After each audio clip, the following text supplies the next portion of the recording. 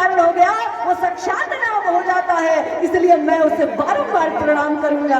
तो भोले बाबा इसलिए अगस्त जी को प्रणाम करके वहां से चले कि मेरे हरि की कथा ये सुनाए हैं, इसलिए ये हरि स्वरूप है। सो दोनों हाथ जोड़ करके भोले बाबा अगस्त ऋषि को प्रणाम करते हैं।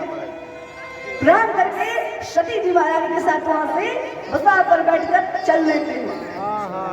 बाबा वहां से आए, जब भोलेनाथ सती जी के साथ आ रहे थे तब उनकी निगाह दंडोत वन में पड़ी, जहां पर श्री राम जी, हमारे राम जी लक्ष्मण भैया विचरण कर रहे थे।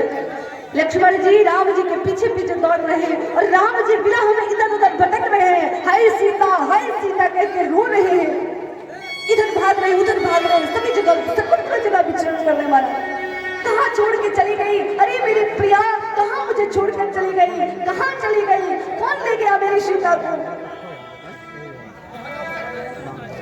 राम जी बोल रहे हैं, लक्ष्मण के पीछे से चुप करा रहे हैं, भैया शांत हो जाइए, चिंता मत करिए, विधि कलंक कोई नहीं टेल सकता, तो शांत हो जाइए।